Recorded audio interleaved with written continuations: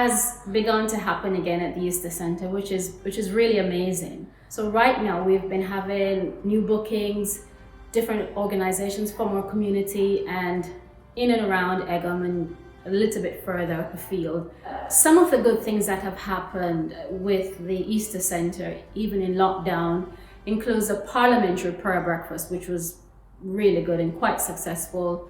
We have a partnership with the NHS Blood Donation Group to use the Easter Center as a location for blood donations. We had also been a location for surge testing as well. There are exciting things happening and are about to happen, which one of the biggest ones now is the visit of the Archbishop of Canterbury, Justin Welby, on the 25th of September. And we are really looking forward to hosting that. Hope Cafe has been launched, and it was launched in the summer. So Hope Cafe is a new thing. It's no longer the Atrium Cafe, but Hope, because we want this to be the center of hope in Egham. We say experience hope, and that is what we want to see happen through the Hope Cafe. Right now, one of our main challenges is finding volunteers for the Hope Cafe. With the plan of extending the Hope Cafe to 2 days a week, we're going to need volunteers to source that. As we also want to use the Hope Cafe to reach out to parents and young people. And the plan is to do that on a Friday. So if you feel that you can give your time in that area, please do contact the church office or me personally.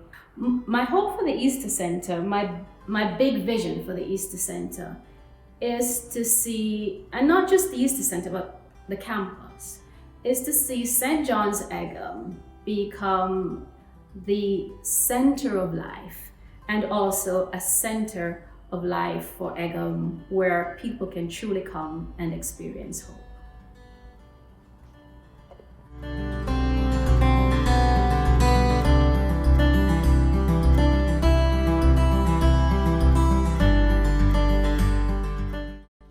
Phil, you've been involved in fundraising for the Easter Centre for nearly 10 years.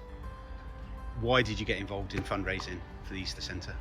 Well, originally, when Pam and I came back to this church, we had a presentation, and within the presentation, in a pie chart form, was a section how they were going to raise the money fundraising wise. It was a total of £50,000.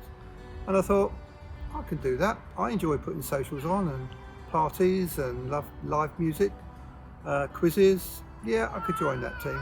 Phil, how much have you raised so far? What's the grand total so far through, as a group, through the events? Yeah, we've got a target of £100,000. We did originally have 50,000, but we've upped it because we passed it in 2017. So we carried on, and the £79,118 and about 3p at the moment. Phil, what are a couple of standout items or events or things that you've done to raise money? Well, I love all the live music things, and I like the garden parties. They're really very, very, very good. And also I'm a very good salesperson. I used to work for insurance, so I could sell anything. And the one thing that struck me most, we got the most money for, was what they call a credence table.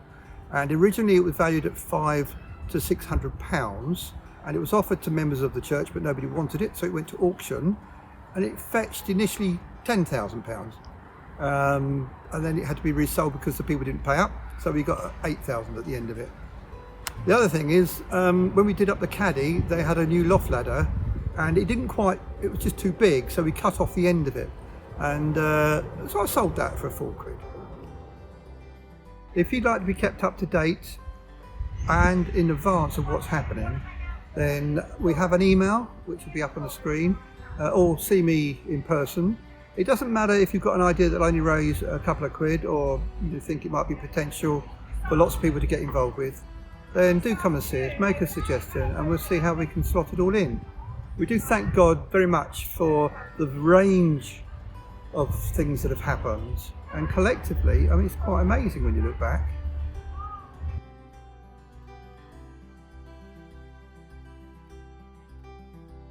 Through the generous giving and sacrifice of many people, we have already made significant repayments towards the £2.1 million debt of the Easter Centre and started 2021 with an outstanding debt of 1.4 million. The interest, however, we pay on the loans make repayment slower and harder. Interest payments alone are currently around £51,000. And the following on the screen shows the cash required to pay the interest and repay the debt through to the years of 2030.